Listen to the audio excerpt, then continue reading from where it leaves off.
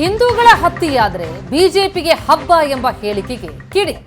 ಸಚಿವ ಸಂತೋಷ್ ಲಾಡ್ ಹೇಳಿಕೆಗೆ ರವಿಕುಮಾರ್ ಕಿಡಿಕಾರಿದ್ದಾರೆ. ಹಬ್ಬ, ಹುಣ್ಣಿಮೆ, ಅಮಾವಾಸ್ಯೆ ಬಗ್ಗೆ ಸಚಿವ ಸಂತೋಷ್ ಲಾಡ್ಗೆ ಗೊತ್ತಿಲ್ಲ.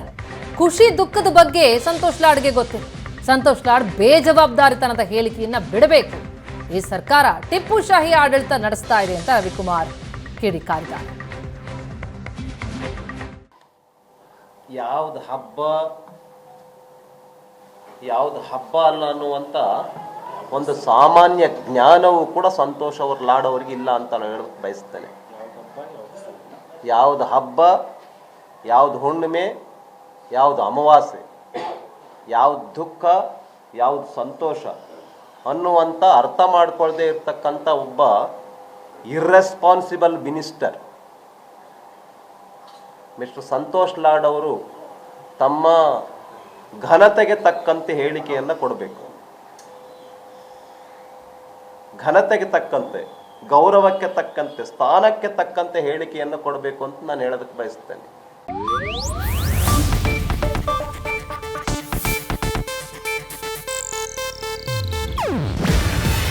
ಇದು ಏಷ್ಯಾನೆಟ್ ನ್ಯೂಸ್ ನೆಟ್ವರ್ಕ್ ಪ್ರಸ್ತುತಿ.